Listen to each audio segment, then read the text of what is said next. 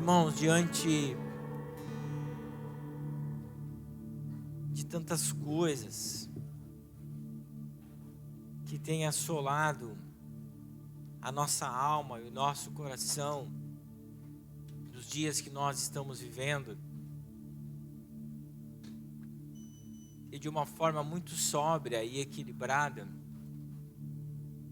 eu preciso trazer uma palavra pastoral para o coração da igreja. Assim como eu procurei fazer a minha postura diante de tantas coisas, eu sempre fui sóbrio, mas eu entendo que a igreja e vocês que fazem parte do rebanho que o Senhor me deu, precisam ouvir uma palavra para trazer alento ao coração de cada um de nós. E a forma que eu falar, aquilo que eu trazer a vocês, de forma alguma é algum juízo de valor, de forma alguma para inibir alguma ação que você tente, procure fazer.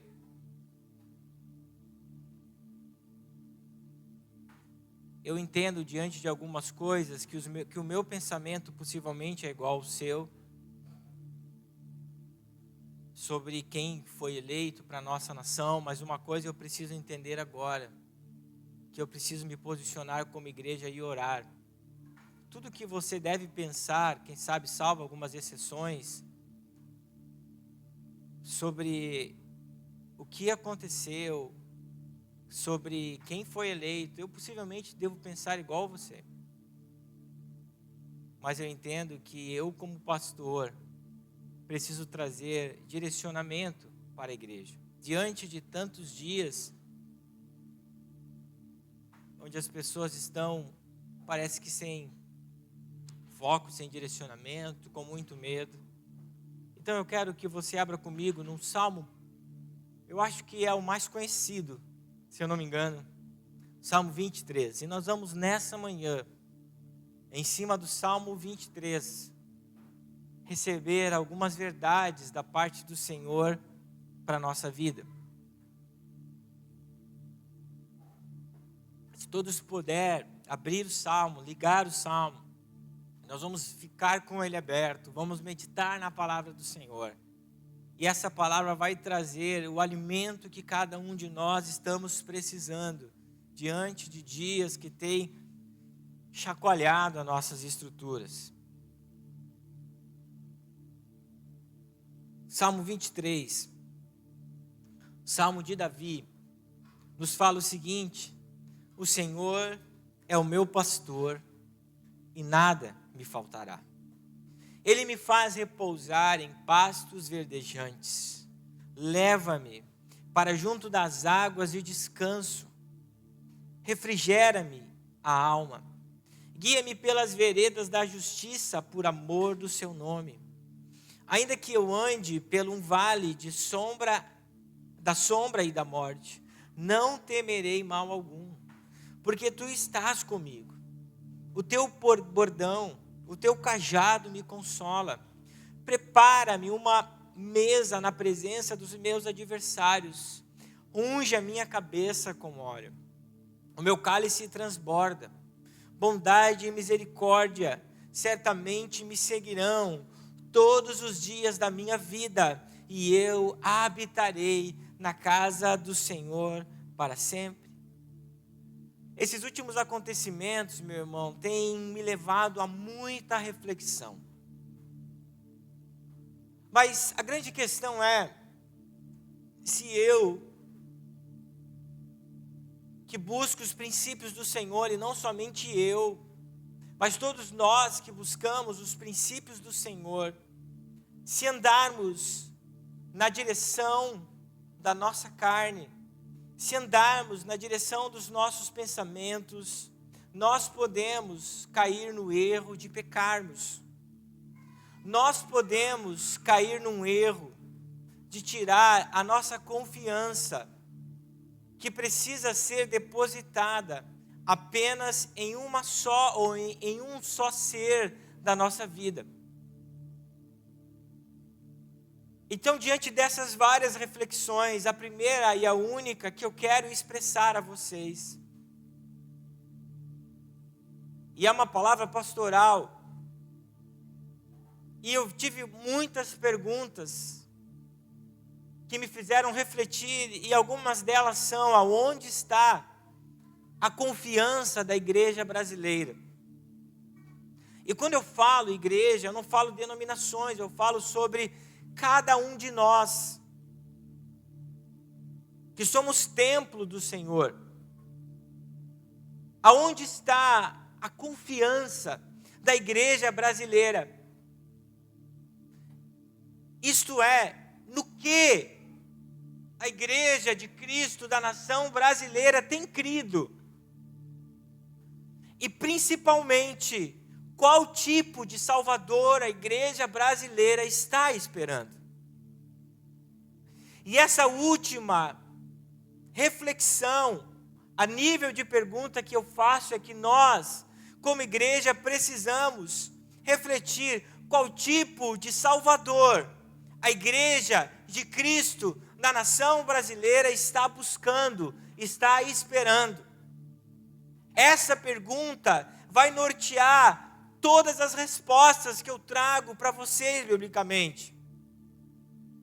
E todas essas perguntas me fizeram refletir e meditar na palavra do Senhor. Mas não apenas como alguém que vai e busca compreensões na palavra do Senhor, mas essas perguntas me fizeram meditar como um teólogo precisa meditar, buscando a hermenêutica de muitas coisas, para conseguir entender o texto bíblico na sua essência, naquilo no qual ou pelo qual ele foi transmitido naquela época. E todas essas perguntas me trouxeram compreensões nas Escrituras Sagradas, que nessa manhã eu quero trazer para vocês. Se nós estamos buscando um tipo de Salvador terreno aqui na terra, nós estamos vivendo uma vida equivocada. Nós estamos vivendo uma vida que não foi a palavra, não é o que a palavra do Senhor nos ensina. E o meu papel como pastor é ensinar a igreja sobre isso. Por isso que eu quero que você abra no Evangelho conforme Mateus, capítulo 16, no versículo 13 até o 18. Eu volto a dizer, possivelmente eu penso como você está pensando.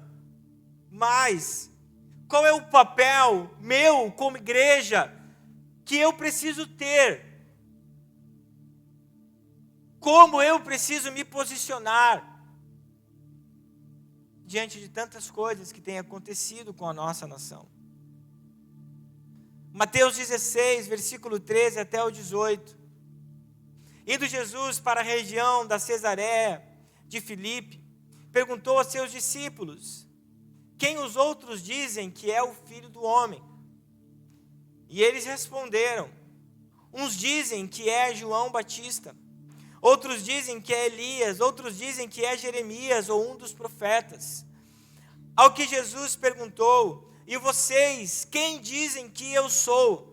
Respondendo Simão Pedro, disse: Senhor, é o Cristo, o Filho do Deus vivo. Então Jesus, preste atenção agora. Então Jesus lhe afirmou: bem-aventurado é você, Simão, filho de Jonas, porque não foi a carne e sangue que revelaram isso a você, mas meu Pai que está no céu. Também lhe digo que você é Pedro, e sobre essa pedra edificarei a minha igreja, e as portas do inferno não prevalecerão contra ela. Para nós entendermos esse texto, nós precisamos estudar o que estava acontecendo na cultura, na época, e coisas 400 anos antes da vinda de Jesus que acontecia dentro de um contexto judaico. Esse texto ele é importante para nós, porque nós buscamos a compreensão de duas coisas fundamentais para o que nós estamos vivendo hoje. Quando Jesus esteve na terra, a religião predominante era judaica, e dentro do judaísmo existiam divisões. E a maior delas era a farisaica. Os fariseus significa, na verdade, santificados, separados. Essa divisão do judaísmo, ela é uma vertente que aconteceu cerca de 167 anos antes de Cristo, quando aconteceu a revolta dos Macabeus. Um rei muito escrúpulo, Epifânio, ele profanou o templo do Senhor, fazendo sacrifícios, e um dos sacrifícios que foi feito foi sacrificar porcos, um animal imundo, do templo do Senhor. Então Judas Macabeus, ele levanta uma revolta, 167 anos antes de Cristo, vence essas forças do mal que estavam lá, e faz novamente uma consagração do templo ao Senhor. Daí surgem os fariseus, aqueles que querem viver separados. Mas, entre os fariseus, existiam grupos políticos como zelotes, por exemplo. Zelotes eram homens de guerra, que queriam, agora já no tempo de Jesus, que o povo de Israel fosse liberto do Império Romano. E para isso, eles estavam prontos a pegarem armas para lutar contra os romanos. Isso aconteceu 70 anos depois de Cristo. Entre 67 e 70 anos. Preste atenção. Os fariseus e os demais judeus, eles não buscavam, aí que está a compreensão que nós precisamos como igreja. Eles não buscavam um Messias, que era um libertador, que levaria um governo dos céus para gerar salvação para a humanidade. Mas eles estavam buscando um governante terreno que pudesse libertar eles da opressão do Império Romano. Por isso que Jesus, ele pergunta para os discípulos: quem vocês pensam que eu sou?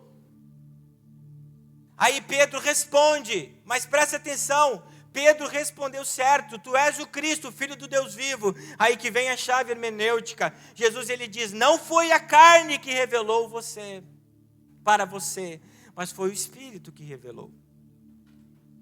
Por que isso, pastor? Porque nós vamos olhar alguns versículos adiante, no versículo 20, no versículo 23, que Pedro, ele sai do Espírito e volta novamente para a carne, porque Jesus, ele diz para os discípulos o seguinte: eis que nós estamos indo para Jerusalém, e eu serei entregue para a morte. E de repente Jesus fala: não! Você não vai fazer isso. Se for preciso, nós pegamos em armas para defender vocês. E Jesus disse: para trás de mim, Satanás, porque convém que seja feita a vontade de Deus. Então, por isso que Pedro, ele revelou aquilo, porque o Espírito Santo de Deus havia dito a ele. Porque os próprios discípulos de Jesus, por mais que estivessem buscando nele, ainda havia as questões da carne, que não buscavam um Salvador para a eternidade, mas que buscavam um Salvador para limpar e livrar eles das imundícias do Império Romano, que faziam Israel, naquela época, os seus vassalos, que faziam de Israel, naquela época, a sua colônia.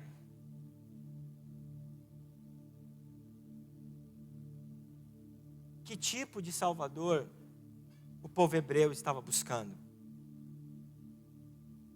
Por isso que o texto bíblico fala: Jesus veio para os seus, mas eles não receberam. A nação de Israel, ela queria uma libertação política, ela não queria uma libertação para a salvação. Pergunta para o seu irmão, você está entendendo?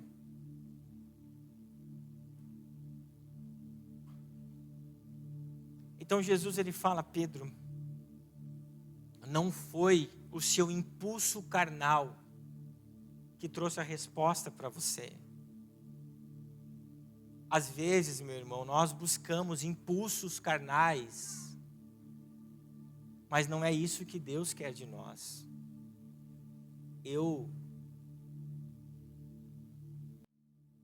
Que a igreja brasileira não está entendendo que o que nós precisamos fazer agora é dobrar os nossos joelhos e pedirmos a revelação. A nossa salvação, meu irmão, não estava no presidente que não foi reeleito. É isso que eu quero que você entenda. A salvação da sua vida, o Messias que você precisa, morreu há mais de 2000 anos atrás para te dar a vida eterna.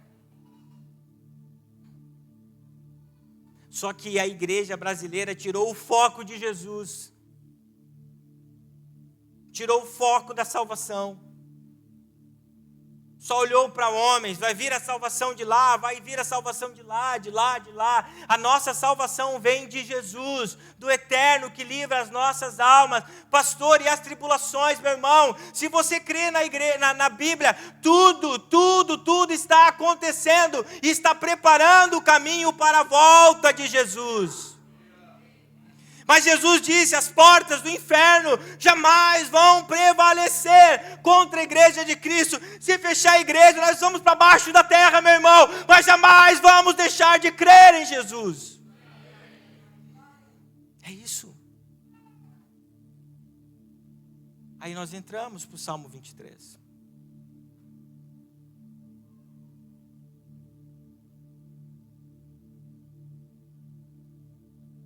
O salmista fala, o Senhor é meu pastor, e nada me faltará. De quem nós estamos falando, pastor? Do versículo 3, até o versículo 40, do capítulo 3, até o capítulo 41, é o primeiro saltério de Davi. Todos os salmos são dele. E o Salmo 23... você pode ler ele como Salmo da Confiança. É bom ligar o ar-condicionado? Pelo menos o meu aqui, não sei se os irmãos estão com frio, se não liga tudo, por gentileza. O Salmo da Confiança. E o seu autor é o rei Davi. Uma das figuras mais ilustres de Israel.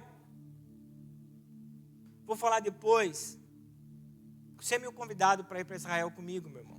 Você que tem condição, vamos. Israel só tem um túmulo lá, fora o de Jesus. E esse túmulo não tem de Moisés, não tem de nenhum grande outro homem, mas tem o túmulo de Davi. É uma das figuras mais ilustres da Escritura Sagrada. Preste atenção, eu quero que você entenda isso, conhecido por sua valentia, e principalmente pela sua confiança em Deus Todo-Poderoso. Davi era um homem de guerra, instruído. Em certa ocasião, quando ele saiu para a guerra, a última guerra dele, chegou o general dele do exército e disse, Davi, você não pode mais vir para a guerra, nós não podemos perder você. Por quê? Porque você vale como 10.000 homens para nós. Nós estamos falando de alguém que ainda quando era pastor, ele pegou o seu cajado e matou um leão e matou um urso para proteger as suas ovelhas. O homem de guerra mais vitorioso de Israel. Por que eu estou dizendo isso? Porque ele tinha poder no seu trono. Ele tinha força no seu trono. Ele tinha o governo da terra no seu trono, nas suas mãos. Ele era um general, um rei temido na sua região. Ele tinha o poder bélico, ele tinha força, ele tinha soldados valentes. 400 homens que eram imbatíveis nas suas mãos. Mas a confiança dele, olha para mim, não estava nas coisas dessa terra. Um dos salmos mais bonitos que ele tem, capítulo 20, versículos 7 e 8, ele fala o seguinte: uns confiam em carros de guerra, outros em seus cavalos, nós, porém, invocaremos o nome do Senhor nosso Deus. Eles se prostram e caem, nós, porém, nos levantamos e nos mantemos de pé. Davi está dizendo que a confiança dele não está naquilo que ele conquistou nessa terra, mas a confiança dele não está no trono dessa terra, mas a confiança dele está no trono sublime de Deus, que jamais deixará que nada falte para ele. Essa precisa ser a confiança da igreja. Davi, agora num texto bem próximo do hebraico como ele escreveu, a transliteração, a tradução, ela rouba a essência desse salmo, porque ele, no original, transliterado, significa: o Senhor é meu pastor, e Ele não me faltará. Porque quando nós olhamos para o nada, nós começamos a buscar as coisas dessa terra. Deus está me mostrando prosperidade, mas Davi está dizendo: Ele é meu pastor, Ele é o Senhor do meu coração, e Ele jamais vai faltar na minha vida. Sabe de uma coisa? Davi entendia muito bem a figura de um pastor. Se você olha para os pastores de ovelha lá do Oriente Médio, você sempre vai ver que o pastor, ele nunca está sozinho. Ou ele está com uma mulher, ou ele está com uma criança. Por quê?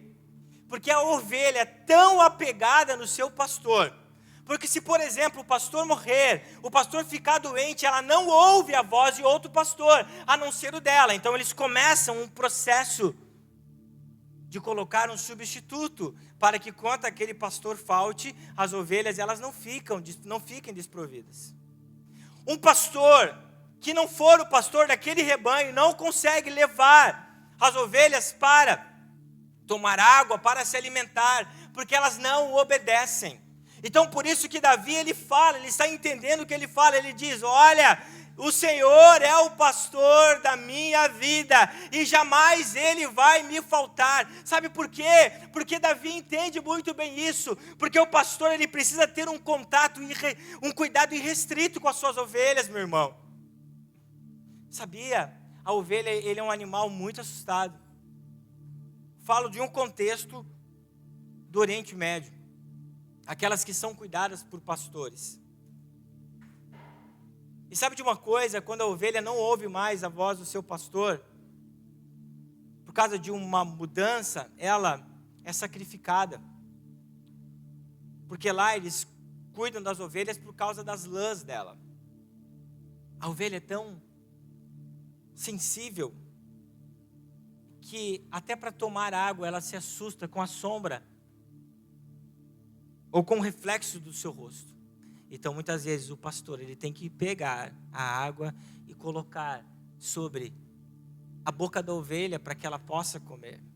Então Davi está dizendo: o Senhor é meu pastor, porque nada vai me faltar. E daí ele começa a dizer nos demais versículos, abra para mim o Salmo 23, Marcos 2 ao 4. Então ele diz: olha, ainda que eu passe pelo vale de sombra e de morte, o meu pastor vai estar comigo, ele não vai me faltar. Se eu estiver com sede, ele vai me levar a águas tranquilas. Se eu estiver com fome, ele vai me levar a pastos verdejantes. Sabe o que eu estou dizendo para você, meu irmão? Não é governo que vai pastorear o coração da igreja, porque Ele é o nosso pastor, e quando nós estamos debaixo disso, nada vai nos faltar. É isso que nós precisamos entender.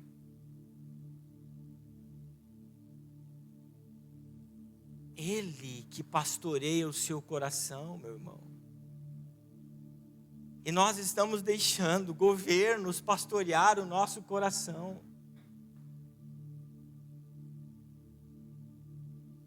Nós estamos perdendo a confiança. Foi colocado um discurso tão terrível para nós. Todo mundo na segunda-feira aqui levantou acabado, eu acho. Esqueceram da confiança em Jesus, o pastor do nosso coração. Aí vem Paulo, Romanos capítulo 8, versículo, eu não botei no sermão, eu botei agora, Maico. Capítulo 8, versículo 30 e 31, é mais ou menos isso que Paulo ele fala. Eu posso juntar e dizer, olha o que ele fala, coloca para mim lá por gentileza, Romanos 8, 31 ao 39. E eu quero que você pegue o que está acontecendo aqui no Brasil e dentro desse contexto leia isso. Que diremos, então, à vista dessas coisas? É claro que Paulo está falando de versículos atrás. Se Deus é por nós, quem será contra nós? Aquele que não poupou o seu próprio filho, mas por todos nós o entregou. Preste atenção, isso será que ele não nos dará graciosamente com ele todas as coisas?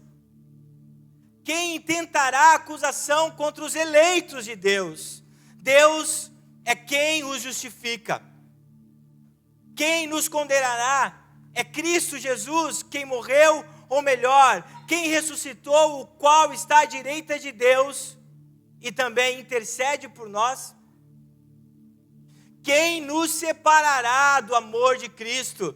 Preste atenção, será a tribulação. Gente, a tribulação que ele está falando aqui, ele está olhando para o Império Romano. Poucos anos depois, cristãos eram colocados dentro das arenas para lutar contra bestas feras. A gente não canta, o Coliseu não parou a igreja, é isso que nós estamos cantando.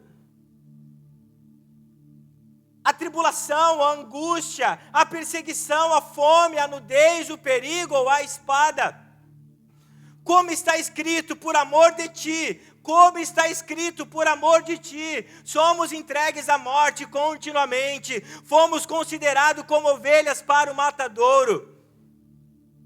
Em todas essas coisas, porém, somos mais que vencedores por meio, não é por outro meio, meu irmão. Você muitas vezes está buscando outro meio. Ele fala, em todas essas coisas, nós somos mais que vencedores por meio daquele que nos amou. Porque eu estou bem certo que nem a morte, nem a vida, nem a altura, nem a profundidade, nem os principados, nem as coisas do presente, nem as coisas que estão por vir, nem os poderes, nem a altura, nem a profundidade, nem qualquer outra criatura poderá nos separar do amor de Deus que está em Cristo Jesus. Quando nós declaramos isso, nós conseguimos entender que não são governos, mas é Jesus o pastor da nossa alma. Mateus 24, passarão céus e terra, mas a minha palavra jamais passará. Passarão governos, vão mudar, meu irmão, mas a palavra do Senhor jamais vai mudar. O Salmo 23, ele tem duas figuras, a primeira é do pastor, a segunda é do anfitrião. Versículos 5 e 6 fala o seguinte: preparas uma mesa na presença dos meus adversários, unge a minha cabeça com óleo, o meu cálice transborda, bondade e misericórdia certamente me seguirão todos os dias da minha vida, eu habitarei na casa do Senhor para todo sempre. A figura do anfitrião, dentro de um contexto judaico, israelense, dentro de um contexto do Oriente Médio, é muito forte. Eu não sei se vocês lembram, o texto bíblico quando fala que Ló recebeu os anjos do Senhor em Sodoma. Ele era um anfitrião, ele recebeu os anjos, e os anjos queriam fazer barbáries contra os hóspedes de Ló. O que Ló faz para proteger os seus hóspedes? Essa é a figura do anfitrião que Davi fala. Ló, ele sai para fora e diz: vocês não cometerão tal crueldade com esses que estão na minha casa. O texto bíblico fala que eles queriam violentar esses homens. E o que Ló fala? Eis que eu entrego para vocês as minhas filhas, que são virgens, e façam com elas aquilo que vocês gostariam de fazer com eles.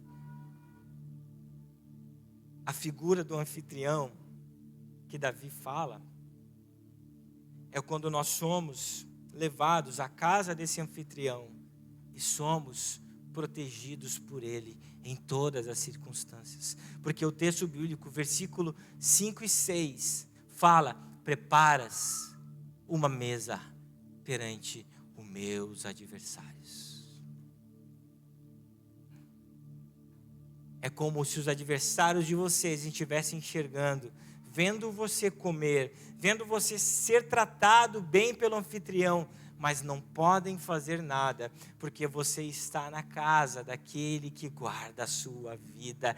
Nós estamos na casa do anfitrião chamado Jesus, e lá nada pode acontecer conosco, porque além dele ser o pastor da nossa alma, ele é aquele que nos guarda. Meu irmão, a palavra que Jesus disse para Pedro: tu és Cefas, tu és Pedro, tu és pedra, e sobre essa pedra a minha igreja será edificada, e as portas do inferno jamais prevalecerão contra ela.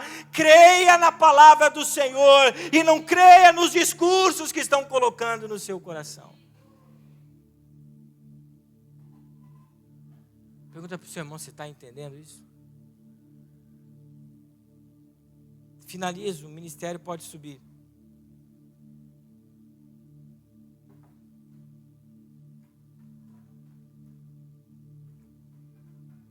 Versículo 6.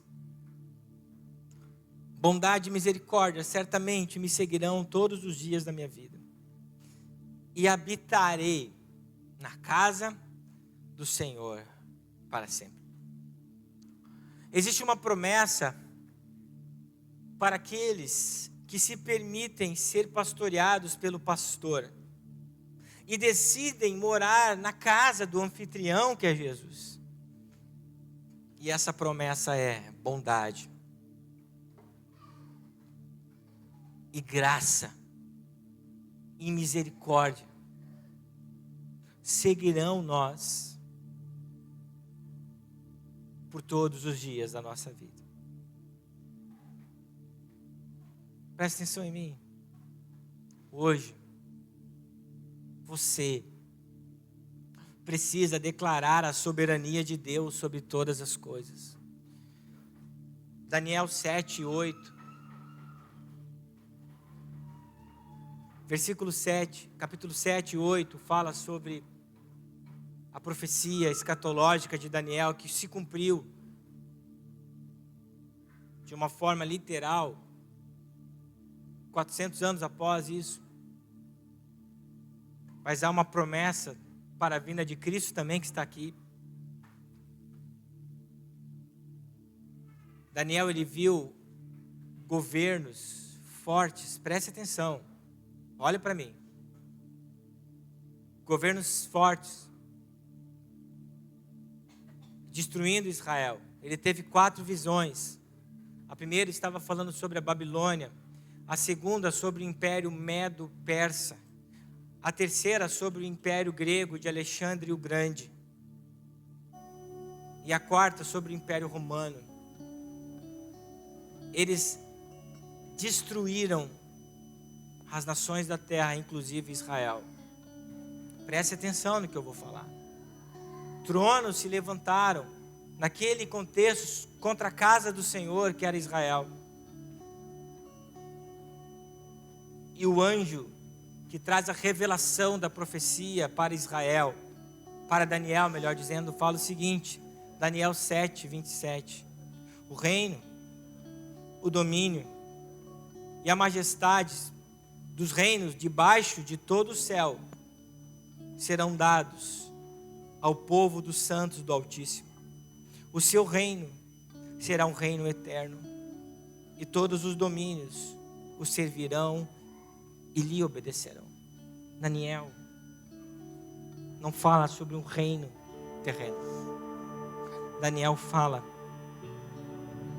Por mais, o texto profético nos fala, por mais que as nações sejam destruídas e abaladas, por mais que reinos se levantem contra os ungidos do Senhor, existe um trono, olha para mim, meus irmãos, que jamais será destruído, que será eterno, que é eterno.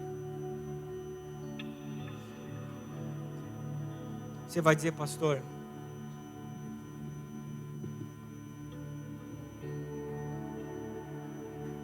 eu acho que eu pequei, pastor, porque estou colocando a minha confiança em homens, em governos.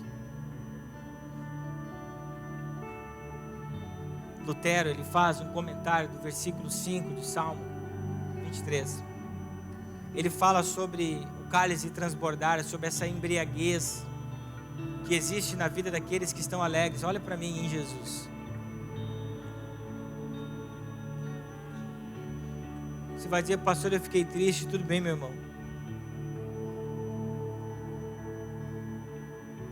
O texto bíblico nos fala sobre um Davi que quando estava em pecados, confiou em si mesmo, ele se arrependeu e teve misericórdia.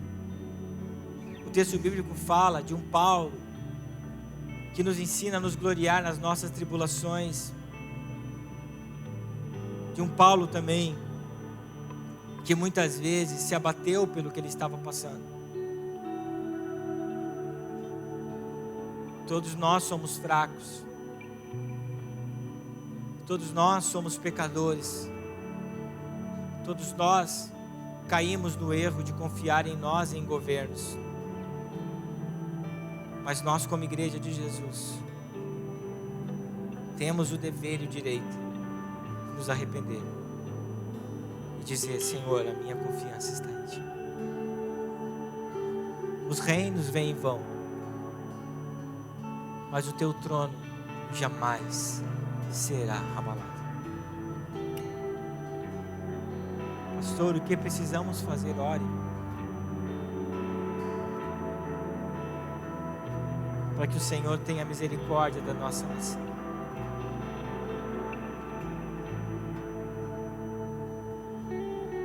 Quando nós agimos nesse frenesi, essa loucura, você não está mostrando a atitude de alguém que é crente em Jesus. Porque parece, do ponto de vista, que você está falando e agindo que Jesus perdeu o controle, mas jamais Ele perdeu o controle. Sábado, em 2 irmãos, eu falei, meus irmãos, o Senhor já sabe o resultado das eleições. Ele jamais perdeu o controle. Vamos nos colocar em pé. Todos nós, ou a maioria de nós, estamos angustiados. Mas o seu pastor está dizendo a ele, Deus não perdeu o controle.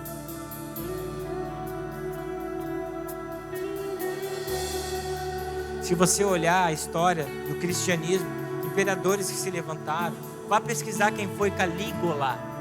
Pesquisa sobre esse imperador romano, Calígula.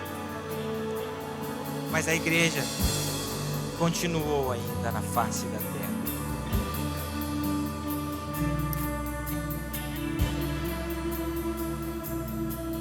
Pesquise sobre os Césares que foram depois. Mas Jesus ainda continuou na face da terra. Se você olhar um filme que tem na Netflix, que chama Paulo, você vai ver que no início do filme tem pessoas que são colocadas como tochas de fogo. A história nos conta, sabe quem são essas pessoas que iluminavam Roma quando estava escuro? Eram os cristãos que eram colocados como chamas, mas mesmo assim eles não retrocederam, e Deus ainda está sentado num trono de glória, porque a nossa confiança é Jesus. A minha confiança é em Jesus, que ao terceiro dia Ele mostrou que nem a morte foi capaz de segurar Ele, nem a morte foi capaz de segurar Jesus, e a sua igreja está com Ele, e um dia em glória triunfará nas mansões celestiais. Erga as suas mãos e comece a dizer: Senhor, a minha confiança está em Ti. Comece a dizer: Senhor, a minha confiança é o Senhor. Passarão céus e terras, mas a minha palavra jamais passará. Passarão céus e terra, mas a minha palavra jamais passará. Diga isso a Ele nessa noite, nessa manhã.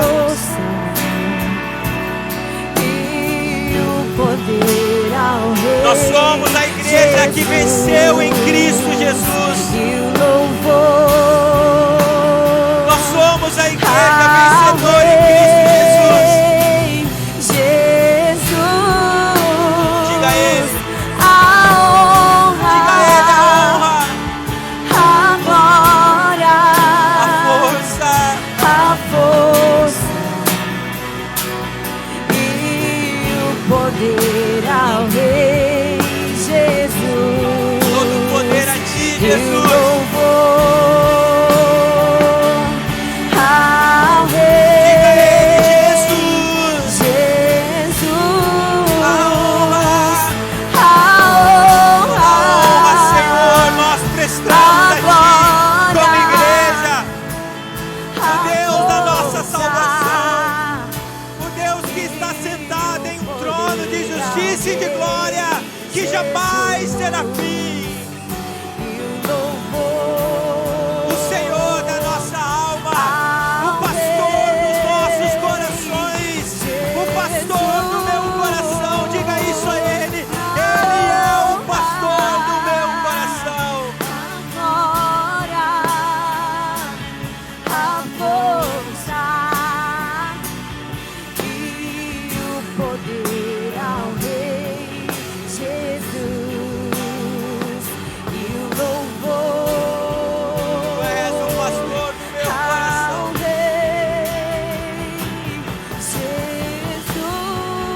Jesus. Vamos orar juntos assim. Repita comigo: Senhor, Tu és o pastor da minha alma. Senhor, Tu és o anfitrião onde eu me abrigo. Bondade, misericórdia me cercarão por todos os dias da minha vida. Continue dizendo: Jesus, apacenta o meu coração, que pode estar perdido, aflito. Apacenta o meu coração. Amém. Ele é o nosso pastor e Ele não nos faltará. Diga para o seu irmão: Ele é o seu pastor e Ele não te faltará.